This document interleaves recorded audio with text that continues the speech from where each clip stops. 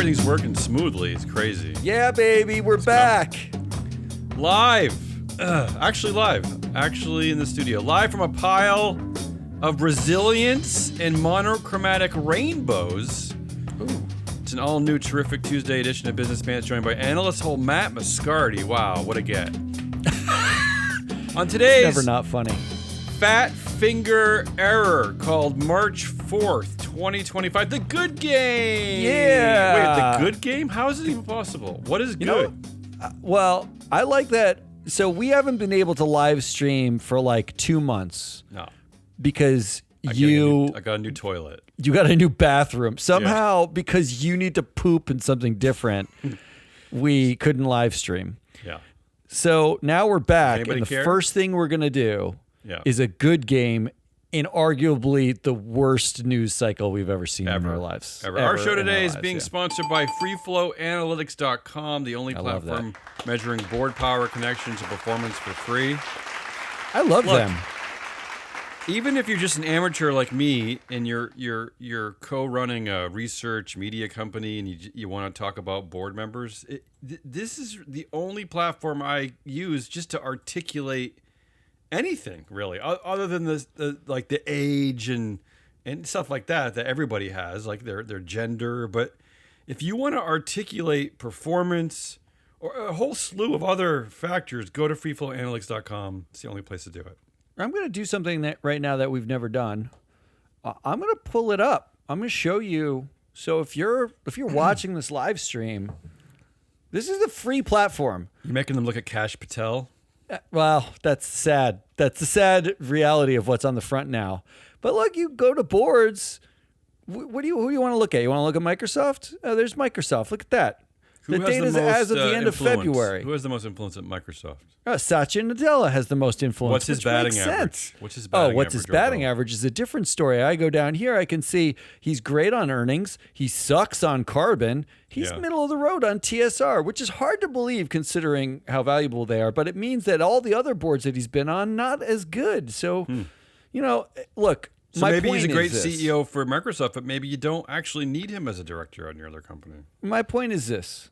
The data is all there, and this is free. I can actually export stuff. I can click on a company, and I can download stuff, and I can build portfolios. And to be clear, I think it's fabulous. The data itself, I know this is going to be mind blowing to you, Matt, but the data itself is actually not political. It's actually just data. But if you want it to be left or right or whatever, center, I don't care, center, green, left. Although no neo-Nazis. We don't let neo-Nazis use our platform. Do we have a screen for that? Do we have a filter for that? Sorry, Tesla board. You're not allowed to use it. All right, let's do some good game. Come on. We've not done a good game in a long time. Here's how the good game works. I painstakingly go over all of our headlines. We're averaging about, and we're going to hopefully make some improvements to the platform down the line, but we average about I tag about 2,000 news stories now a month. I know, it's a lot. And so I go over periodically, and I look for the headlines that actually just seem like something good's happening. Because, and all of this came from my mom, who basically called us out for complaining and whining too much, and why don't you do ever good stories? So I love that.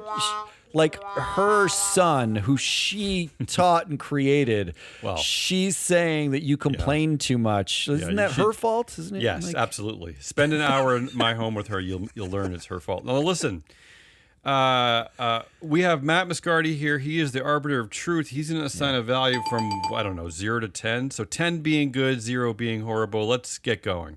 All right, let's do this thing. Let's have some intense in no particular order. Music. In no particular order. Start us off with this intense How about this? And this is maybe a difficult one right off the bat, and mostly because I really do actually want to know what you think about this. This is something a subject we don't weigh in often, but let's do it. Pfizer CEO says he's prepared to shift manufacturing to the U.S. amid tariff threats. Ooh. How about a silver lining to these horrible tariffs? I don't even know where to begin with tariffs, but we don't talk about them a lot in the context of our show. So what do you think? Well, let's talk winners and losers on tariffs. Okay. So, like, first of all, the tariffs in Canada and Mexico, the winner is Elon Musk and Tesla, and the loser is traditional auto companies. That's like the number one. Or border states like mine, like Maine, that has more Canadian border than anything else. No. We don't care about your economy. What we care about is like industry-wide stuff, and those are the big industry winners and losers. But when it comes to like repatriating, there's some good, which is like, okay, jobs in this country, in the U.S. If you're in the U.S., that sounds good. Go get a job. Finally, good, right? It's good if it's combined with a strong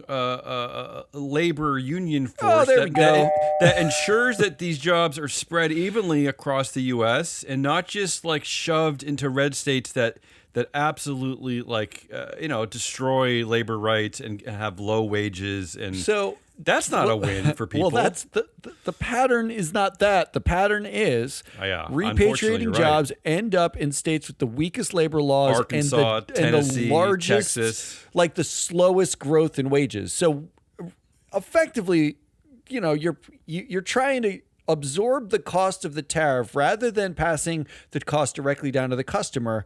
You make it labor's problem.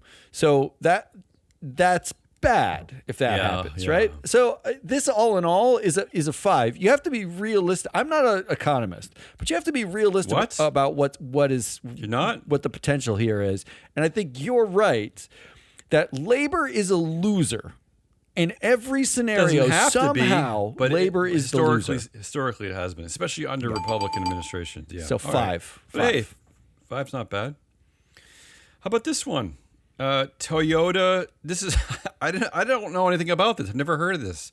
Toyota touts race tickets, e-money, and first shareholder perks. So what? I've never heard of shareholder perks. So investors who have had at least 1,000 shares for 5 years or more, that seems like a pretty high obstacle, actually, a high barrier to entry, will be rewarded with credits worth about $200 for Toyota Wallet, a smartphone payment app. I mean, this just sounds. Are they grifting? Is this good? I mean, I don't really understand this. Shareholder perks. This is not dividends, but free giveaways and balloons. Maybe some of those balloon animals, like a balloon poodle, might be nice. So the Toyota Wallet is only usable. Yeah. When you purchase things from Toyota. Toyota store. This is like reminding me of the whole Henry Ford thing, right? Where he paid his workers in like Ford bucks. Yeah, I don't know what's going on here, but go ahead. This feels crypto scammy to me. I mean, like, look, it's a real thing. Yeah. But also, the idea being that they want to increase the amount of retail investors. I think that's the takeaway here. If you're an investor in this, a thing that I would ask is, let's say, first of all, how many individual investors own 1,000 shares for 5 years? That seems like a high barrier to entry, doesn't it? It seems like the people who would qualify for that would be employees who have stock that's vested. Yeah, right? because and they've been there for a long time. Because the retail investor is the very opposite of someone who is patient enough to hold anything for even like 6 months, right? I mean, there's the day traders, and then there's like people who just buy 1,000 shares because grandma gave it to them or whatever, and then they sit on it. One of the reasons why I added this is because I wonder, is it good for us? Because if we have more retail investors, we might get more people to catch on to this idea of like, hey, know who your board is, right? I like that. Because you get to vote. If you have 1,000 shares, you have 1,000 different votes, right, during annual meeting time. I do wonder if you're an investor in this, if you think that this basically, doesn't this mean that you own 1,000 shares for 5 years, Toyota is going to spend money on you to pay itself. They're giving you $200 interesting. That's for good you to spend it in Toyota. That's good for shareholders, right? If it's good for company, shareholders. I don't know. Also, they're spending the money to do it. Isn't it just kind of like... Isn't it just a way for me next year to say activity in the Toyota insurance market has been really great this year? We've seen 5,000 new users to the Toyota wallet. Doesn't it kind of do that too? I don't know. Feels weird to me. This is nothing. I don't care. Give me the orange juice in the vote. I already have the shares. Just make the shares go up. What's I want to vote out your board. It's a 4. Let me ask you this at least. I'm not into it because my mind got to be racing, and as we've seen from a lot of media, whoa. from a lot of media that covers CEOs, corporations, usually the ideas start with us first, and then it does. Yeah, and then we either talked like about the WWE, and then either a few weeks later or a few and then months a week later, it's Daily someone else Show's like lead story. Yeah. But here's my question. Why not do this in the U.S.? Why not have a program where you try to get look, I know it's going to shock you, Matt, but there are like mega fans of companies like McDonald's. I don't know about like in your area, but when I drive by McDonald's, there's one by me that has 2 drive-through lanes. They're always full. Why not entice those people to buy shares in the company and then give them shareholder perks like free, disgusting Filet-O-Fishes or something like that? Right? I would go the other way. Yeah, I would say for every Filet-O-Fish you get 1 penny worth of stock. Okay. And then like it. you accrue using your McDonald's wallet. You accrue stock. What if I would be much more enticed to buy a car at Toyota? Filet-O-Fish, yeah. If every purchase of a car, interesting. I like that get, too. 100 shares of stock or something. All right, let's see if this happens. Yeah, next week it'll be the big news. Okay, let's get a wonky ESG headline in. Here's the headline from the Wall Street Journal. Don't call it ESG, call it resilience. And here's what they're saying. A new taxonomy around environmental, social, and governance is investing comes as political pressure mounts on investors. Here's why I bring up this one, Matt, because here's the question that we haven't spent a lot of time on. Are companies really getting rid of DEI? Are they really divesting from ESG? Or are we just going through name changes, right? Are we going through a taxonomy change? Both. Okay. So the ESG name, it's like reliving history. Like 10 years ago, we tried to talk about it as resilience. Like the word sustainability came like it was supposed to convey corporate sustainability, like the company will last into the future, right?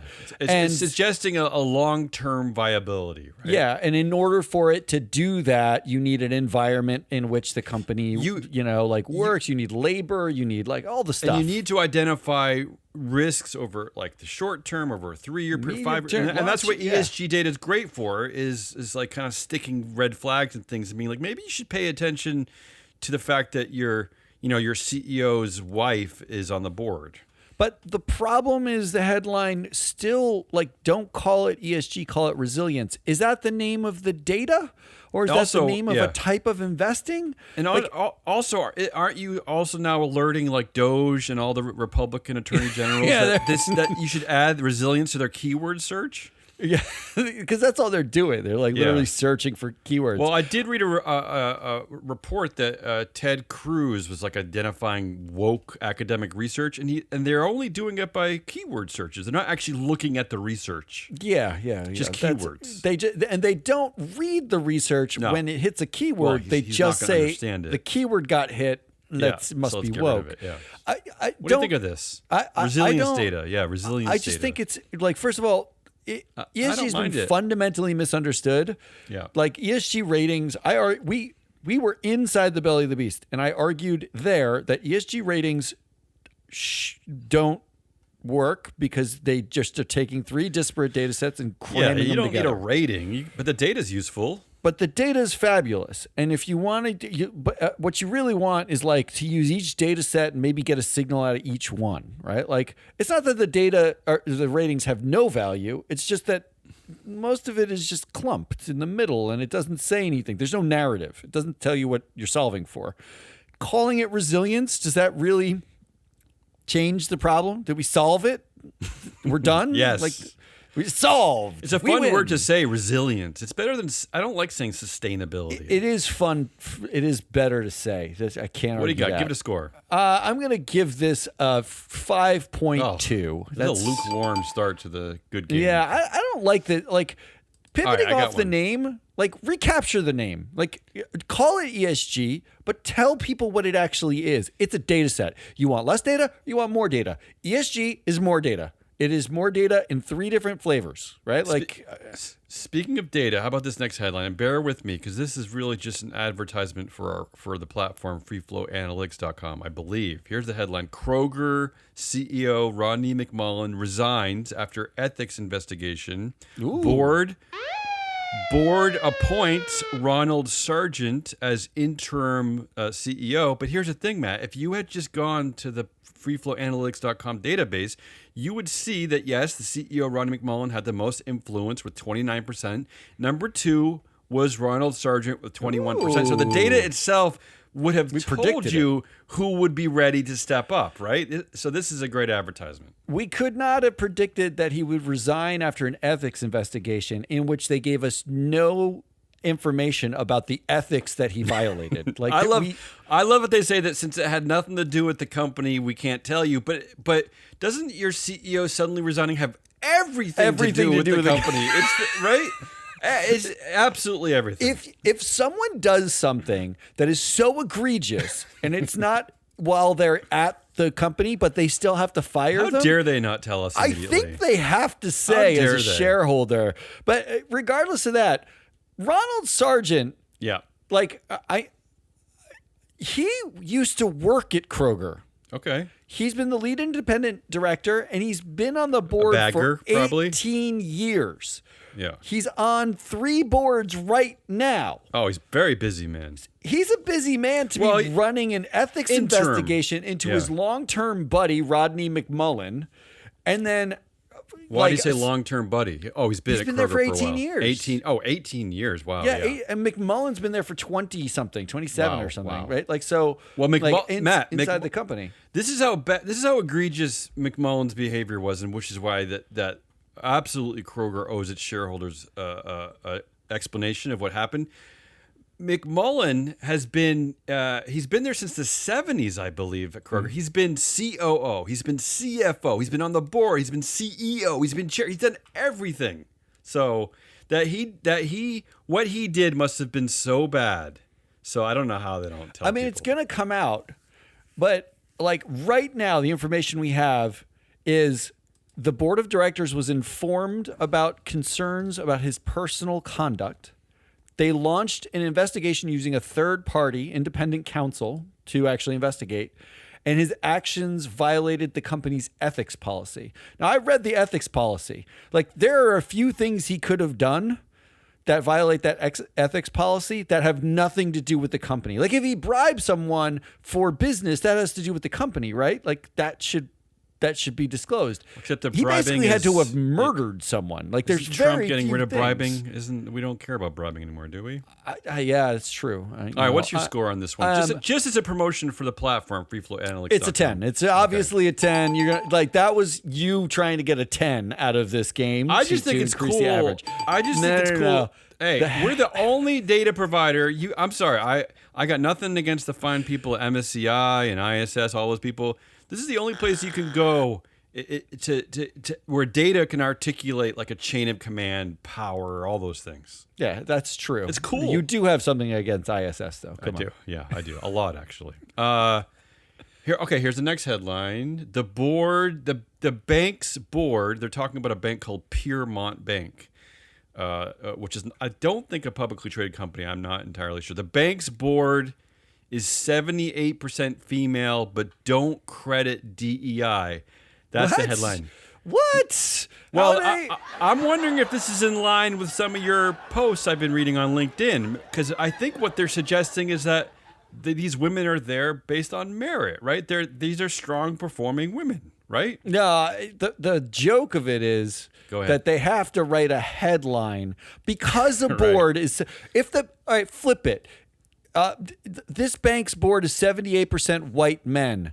But don't say it's because of DEI, or don't say it's because if it was 78% men, we'd literally not blink. Well, let's be fair to anyone confused, and I'm talking to all the Vivek Ramaswamis of the world, because I know they listen. But DEI, has been in place and currently still is in place for white men forever. Like that right? The DEI is just favored white men. So it's always DEI has always been a thing, right? It's just been tilted. I went down a really unfortunate and deep rabbit hole. I read almost every Supreme Court justice who weighed in on the Harvard affirmative action case that basically is the backstop for all of these anti-DEI legal challenges. Yeah. I read everything like Clarence Thomas had to say and Scalia had to say. He has something to say? That's impressive. He doesn't usually say anything. The fact that what they had to say, like, it's interesting because there's so much in there that's true and I agree with or you understand, and then so much where they're purposefully ignorant. Like they're like focused so myopically on one thing in order because they ideologically do not like DEI. Like Clarence Thomas says in there that the existence of DEI and affirmative action undercuts the like people who have actually achieved something because now people think it's because of affirmative action or because of DEI. Okay. That's not wrong, but he's clearly talking from a place of personal grievance. Yeah, of course. Like having nothing to do with the fact that for as many people as that happens for, they had an opportunity that they may not have had because white people run everything and do not, like all of the social science says, you pick people who are look like you and act like you. You're just looking for yourself everywhere because we're selfish. Isn't that what this headline is kind of hinting at too? They're saying don't credit DEI. But I hate this headline because that it exists. Yeah. If it was 78% male, there's no headline. Like we wouldn't be saying this board is 78% male. They're celebrating. They're celebrating an anomaly. How many boards how many companies do we cover in the database? I love that exists. How many boards even achieve that figure? It also shouldn't be a headline that we don't credit DEI. The fact that 78% there's a 78% female board doesn't have anything in my mind to do with the fact that somebody went out and said, you know what we need? A whole bunch of women. And any woman will do. Hey, Carla, you're a grocery store clerk. Would you like to come on my board? That's not the way it works. They get picked because they're really, really good at their jobs.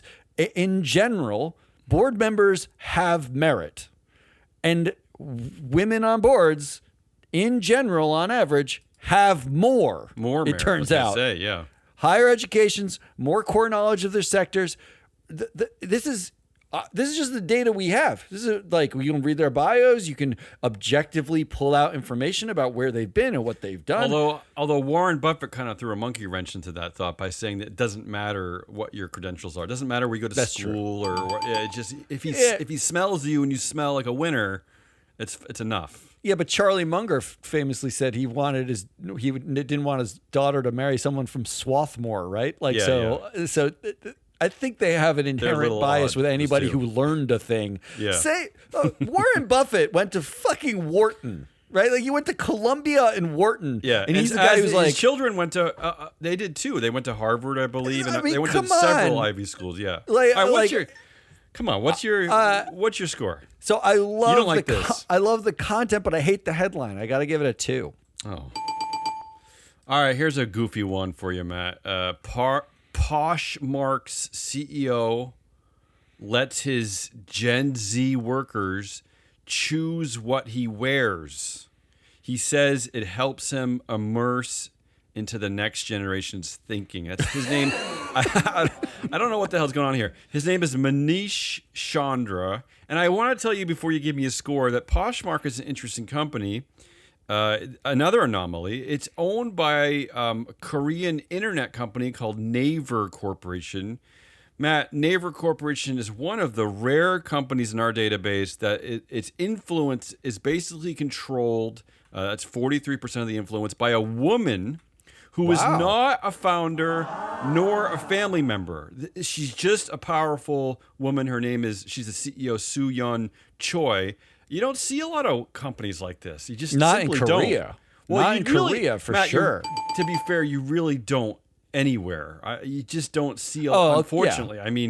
I mean, but nowhere, but definitely not in Korea also. Yeah, right? Like, yeah. So does that affect your scoring on this? What do you think about letting your workers dress the CEO as a concept? Do you like that? I love that. Yeah. Do you want the workers at State Street to be dressing Ron O'Hanley? Would you like that? 110%. Yes, I definitely want. But it would be all those dorky vests they wear, like those coat vests, like Patagonia vests.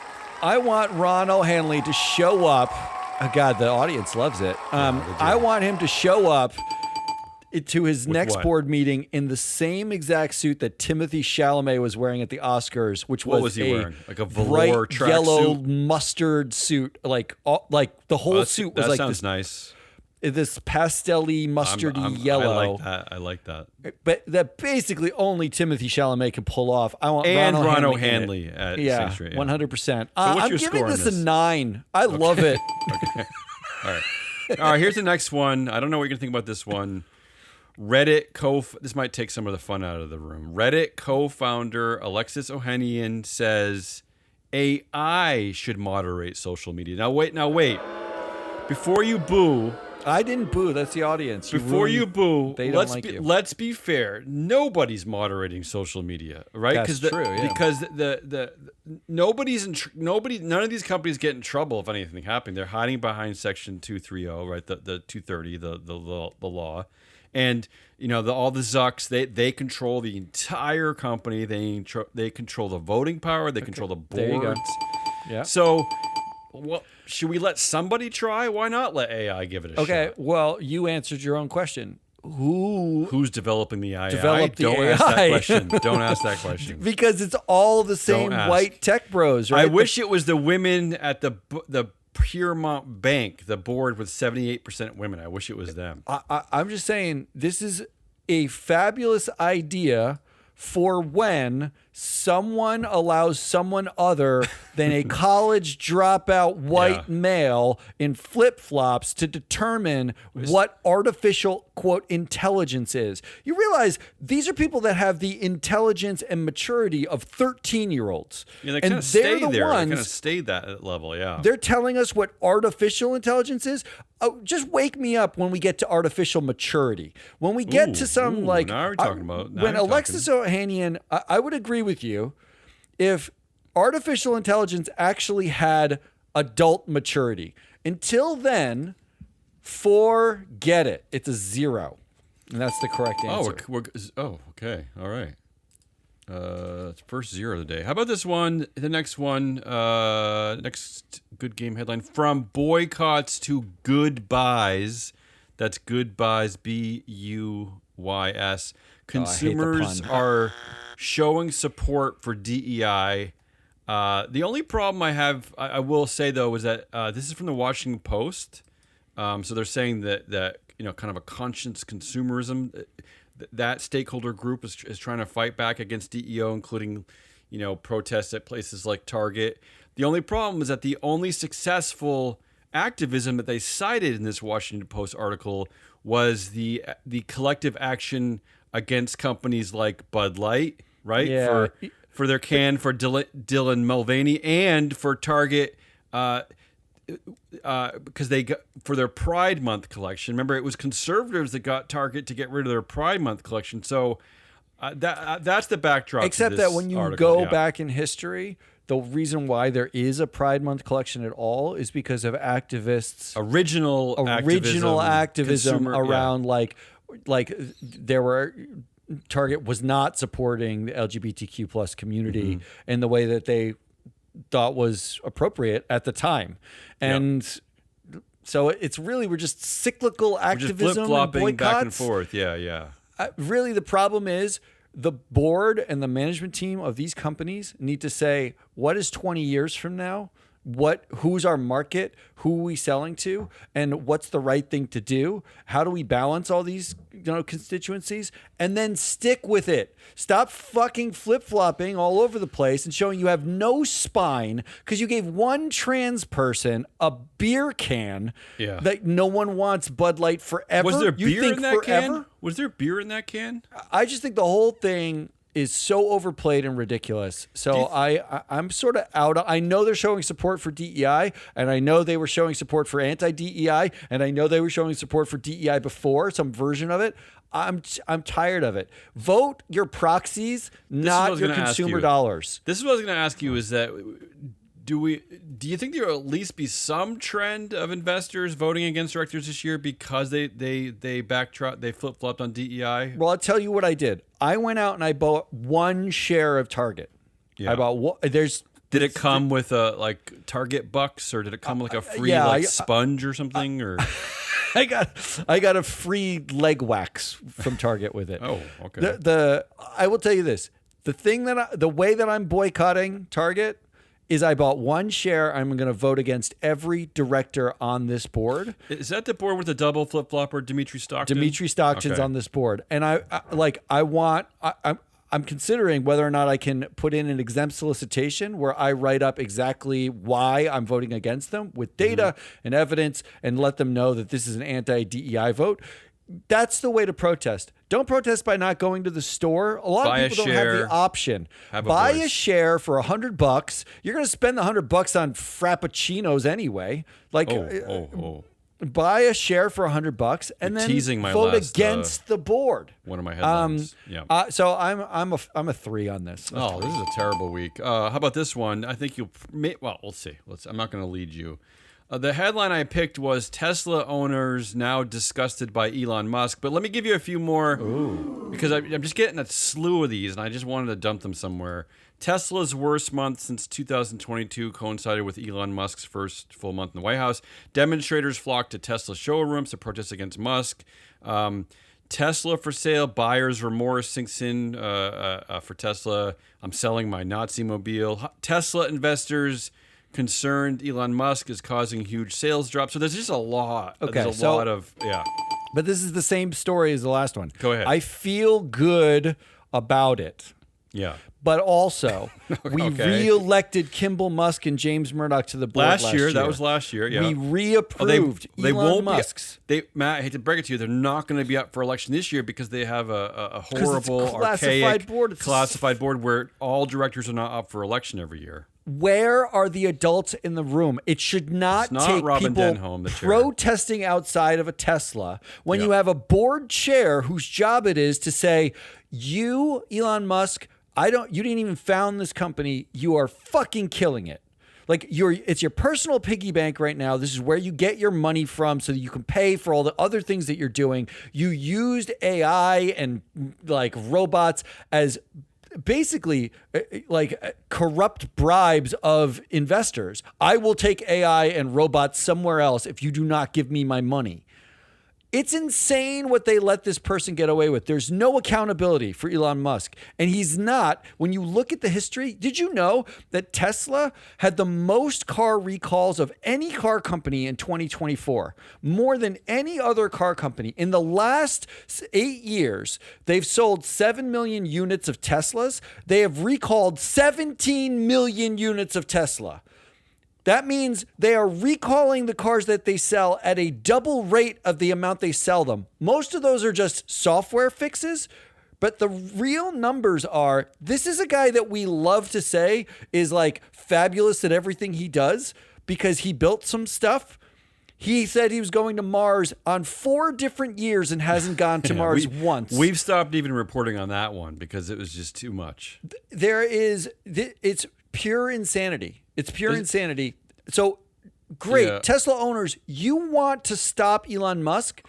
You could not buy the car. That's easy. It's easy to not buy a car. Yeah. In fact, I don't buy a car every single day. I was going to say, I've been doing it daily for several years. Yeah. I mean, I'm really good at it now. Now, listen, Matt, we cover all the time that you will see a pattern with especially small cap companies where when the stock price is atrocious, investors will vote against directors. They'll come out en masse and they'll hammer directors, right? Now, Matt, Tesla's stock price is already down more than $200 since December, almost half since December. Will investors act the way they normally do and hammer the directors? I mean, What does it take? What does it take? Well, that's the problem. It's the same problem as at Target. If you have a problem with this, you need to vote your shares. You're not buying a car every day. You need to stop electing these people. Stop approving stuff. I know the cult of Elon is strong, but institutional investors. It's not $200. The retail cohort here does not own the majority. Institutional investors do. Most retail does not vote at all. Vote your fucking shares like an adult. What's your score? Analyze this board and vote them out. It's very, very simple. What's your score? This is. I want it to be high, but it's another 2. What? I'm so confused. You're not in a good mood because they're not doing the thing they need to do, which is, are we in this situation if someone had held Elon Musk accountable 7 years ago? Well, if they listened to us for years, we were way ahead of this curve. Way ahead of the curve on this. Zero other executives have ever been giving tens of billions of dollars of compensation, even for moonshot prizes, because it's absurd. This is totally why absurd. You should listen to this show, Matt, because most of the world jumped on the anti-Elon Musk bandwagon after he took over Twitter. But we've been on this bandwagon for just what we decades. Are is I'm not anti-Elon Musk. I'm anti. No accountability. I want accountability for executives, and it's not there. We saw it in the data. I'm just plainly anti-Elon Musk. That's just all I am. All right, let's move on. Let's do a couple quickly. Citigroup mistakenly credited a customer account with $81 trillion. Love it. Come on, that's good, right? $81 trillion. I would love that. That's a 10. That's the greatest thing I've ever heard. And apparently, I read in Matt Levine's Money Stuff that it was because the backup system, the default setting gives 15 zeros that you have to delete. What? No, that's not a joke. The default setting had 15 zeros. So his joke was like, someone on the back end was like, what's the default amount of money that we want to be able to transfer on this backup system? Oh, I know, 1 quadrillion. Wait, okay. I don't understand. It's a 10. It's a 10. It's fabulous. Let's go quickly on this next one. And let's just, I want you to open your mind a little bit here. I want you to think about how great it is about that you can make a spoon, okay? That you can have a spoon anywhere you go. I don't want you to think about. I don't want to think anything negative here. I want you to stay in the spirit of the good game. Here's the headline: There are enough microplastics in your brain to make an entire spoon. Wow. Now, Matt, think about hiking. Think about camping. Don't think about anything negative. Yeah. Wait, you said make, not fill, right? Make a yes, spoon? You can make the whole spoon. I'm thinking the receptacle part, the stem. I love spoon. that. Yeah. I love it. I love it when the like flowery rhetoric of a headline like takes it to the next level. Not fill a spoon, make one. That headline's a 10. That is right, especially for hikers I get it. I'm with you. Yeah. All right, here's a boring one to bring you down. Number of ESG labeled funds drops 20% in wake of ESMA guidelines, according to MSCI. That's not bad. That's great. That means they're all fucking frauds. You like this one? Like, what do you weed got? out the frauds, baby. That's another 10. All right, you're on a roll on. now.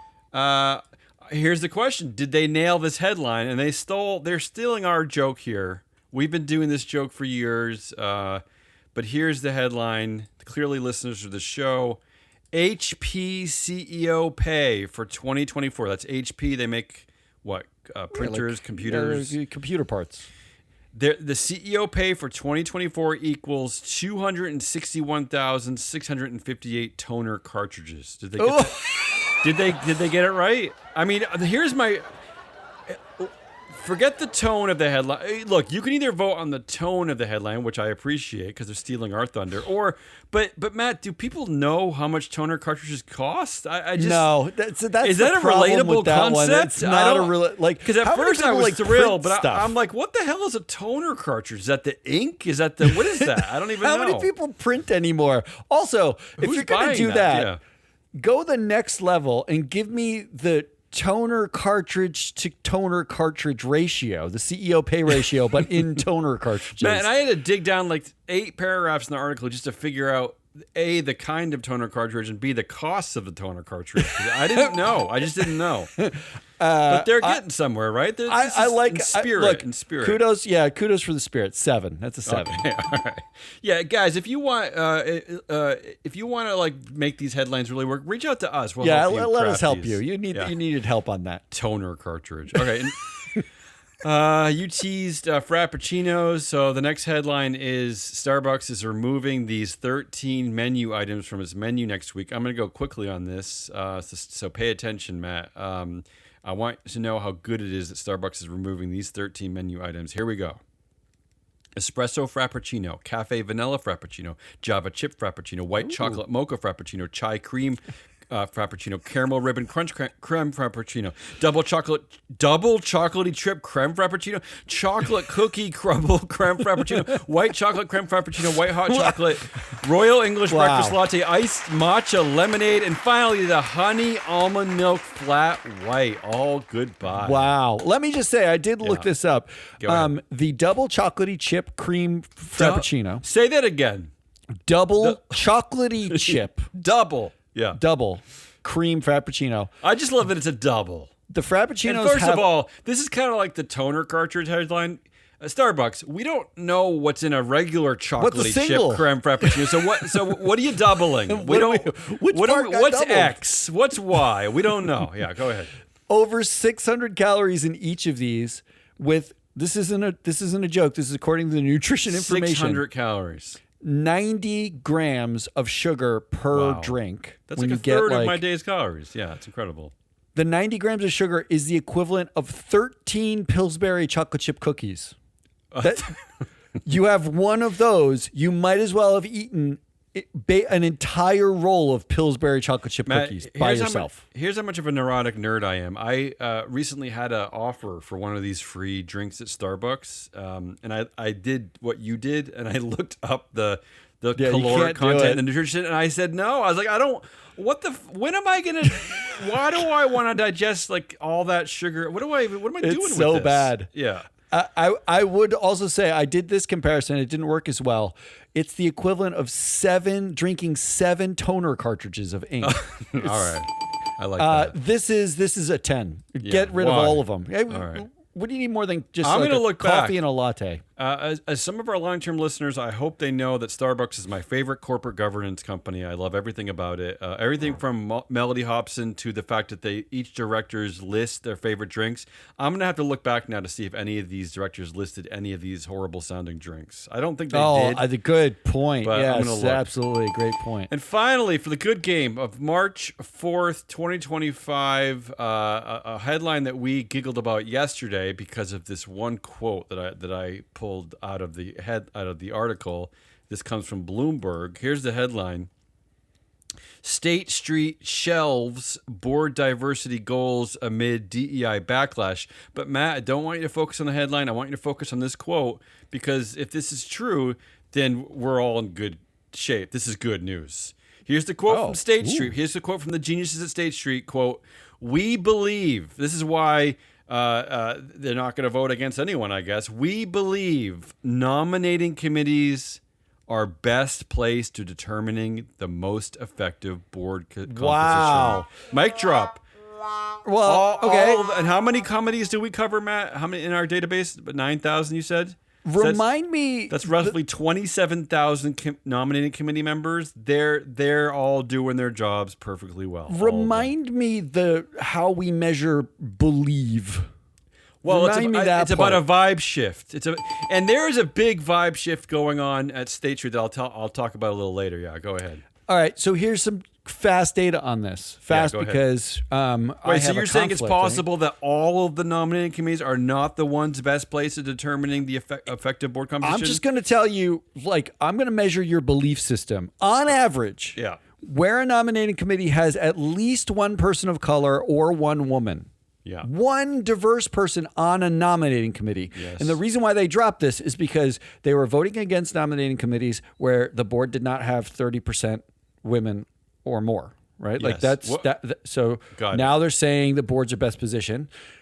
Where the nominating committee has at least one person of color or one woman, the board, 35% of the board, according to Free Float Analytics data, has merit. They have leadership experience, economic interest, performance, the entire they have board. connections, or they have core knowledge of the industry. Versus when there are no diverse candidates on the nominating committee, 26% of the board has merit. Meaning, when you actually pay attention to the makeup of a nominating committee, they are better at choosing merited directors, when the way we were doing it was resulting in boards with more merit. In fact, there is a 72% positive correlation between nominating committees with more merit on them and more merit on the board writ large. Interesting. So the makeup of the nominating committee matters a lot, which is why when you say we're going to leave this in the hands of the nominating committee, you better have chosen the right nominating committees to do this. I will say State State Street does have one woman on the board.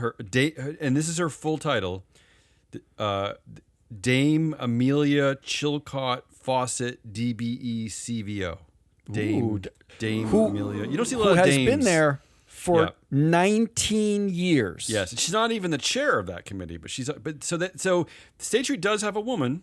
So that means maybe they have more merit. We've also seen that when CEOs are the chair of the nominating committee, they tend to elect other CEOs. What is the percentage of white male CEOs versus people of color or female CEOs? The percentage is 90% white male CEOs. That's what you see in the real world. So the natural biases are, if you do not police this, white male CEOs choose white male CEOs to put on boards. That's what happens. Here's a couple of interesting takeaways I found from this as well. I want to add to what your data is really singing here, Matt. It's really special. You have some. I hope you post that on LinkedIn. Now listen. First of all, it was only 8 years ago. Here's a quote from State Street. Overnight on the eve of internet. This is State Street saying this. This is their press release, not mine. Overnight on the eve of International Women's Day 2017. We placed Fearless Girl, it's a statue, in New York's financial district to ignite a conversation about the importance of gender diversity in corporate leadership. Matt, I can officially declare that conversation is over. It's done.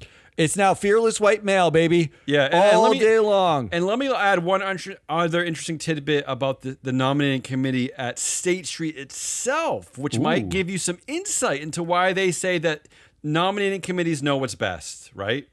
Because I looked at the influence. This is data you can only get at freeflowanalytics.com. I looked at the influence of the committee members, the nominating committee members at State Street. Now, the top influence on the board is CEO Ron O'Hanley. He has 27% influence. The next three highest influence all come from the nominating committee at State Street, meaning that combined with the CEO and the nominating committee, you have 67% of all board influence, which means, does that surprise you that this powerful, right? This powerful really? Subset of the board is saying, "Hey, we're king. We're real good, right?" So we got it. So yeah. So congratulations, State Street. Nicely what's done. What's your score on this? I'll quickly give you the scores before we wrap. What's your score on that headline? That is a 10 for irony. Yeah. That's an ironic 10. The good game for March 4th, the total score,